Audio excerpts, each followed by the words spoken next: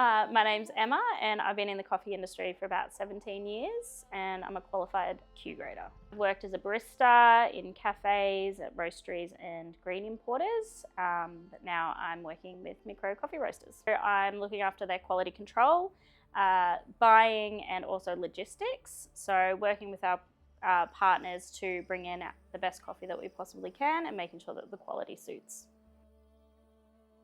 We are buying a Bali Grade 1 Natural. We chose to buy it for its really juicy characteristics that we think will work really well here at Micro. We built a relationship with an existing supplier in Indonesia who's now offering coffee. So we chose to work with this supplier and farm for the values and transparency that we've had with them in the past. So we chose this coffee based on the characteristics that it's a really clean, naturally processed coffee. So it's got really fruit-driven flavors about it. So very berry, high acidity, very juicy body, but it's got a very clean profile. While we're there, we were shown around by Bebe. He owns a cafe in Ubud. The name of the cafe is Traveller Espresso, and if you're over there, definitely recommend getting coffee.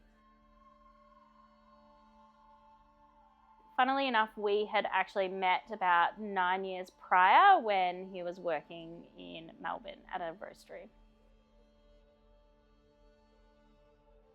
I see Bali Coffee really starting to carve out a niche for clean, fruit-driven naturals. So there's more investment in infrastructure and controls going on over in Bali at the moment, which is really starting to change the way that Bali coffee is perceived.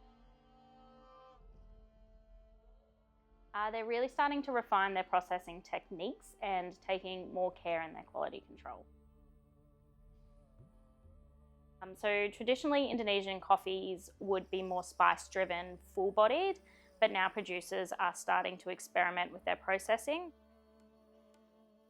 So you're starting to see more naturals and honeys come through, so it's got a more vibrant flavour profile in the cup. So they'll still have that distinct sweetness and Indonesian body that we expect.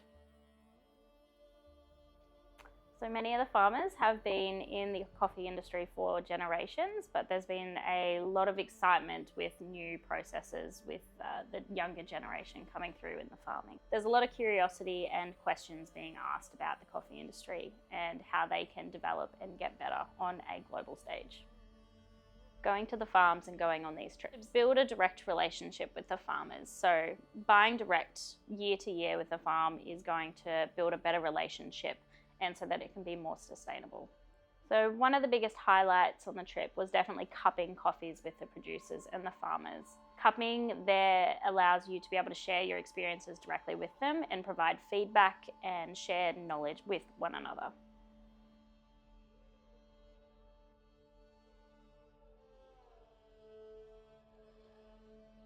The best way to support emerging coffee markets like Indonesia is to have consistent harvest-to-harvest buying.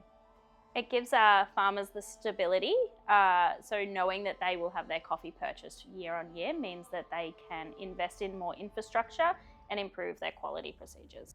Definitely excited to work with them and continually share our knowledge and experiences with each other.